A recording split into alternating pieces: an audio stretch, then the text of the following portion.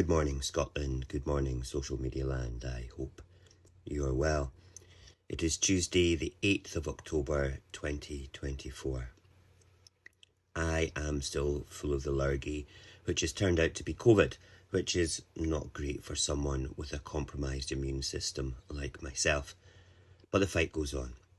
And today we're going to be discussing something that we touched on a couple of weeks ago, that is maximising the pro-independent seats within Holyrood with strategic voting. I may sound like I'm repeating myself to the converted, but this is an important message for the movement and for undecided voters. Scotland's political system gives us the opportunity to deliver a huge amount of pro-Scottish seats. The additional member system was designed to give a more proportional representation, and we must understand how to use it to our advantage. We get 2 votes, one for the constituency candidate and one for a regional list. But if we are not strategic about it, we're leaving seats on the table for unionists to come in and pick up. And that's the last thing we can afford to do. We must be smarter how we vote. It's not enough to vote along strict party lines, especially when we know that the SNP are already strong in the constituencies. If we use both votes for the SNP, we are wasting the second vote. The way the system works is they won't benefit from the list vote because of their success in the constituencies. In 2011, there was 1.1 million votes across the entire country for the list for the SNP, and that only delivered 2 list seats. Instead, we need to give that list vote to smaller pro-independence political entities, whether it be parties or individuals who are pro-indie and standing on their own.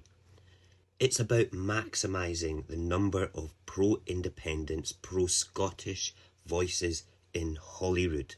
We can't let our personal preferences for one party over another get in the way of the bigger picture.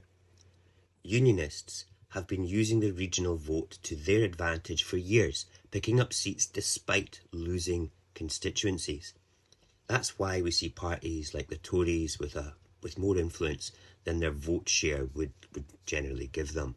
We can stop that by voting strategically. We ensure that every vote counts towards independence. We build a stronger, more united Holyrood that can challenge Westminster and push for a referendum, or even more. We need to think carefully about each election and use our votes wisely. Every time we vote strictly for one party, we are missing an opportunity to strengthen the independence movement.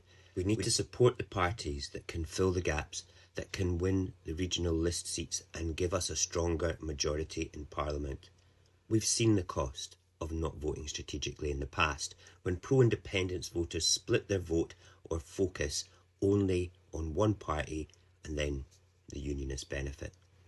They gain more seats, more power, more influence, and that is not something we can afford. We need to be smarter and more unified in our approach.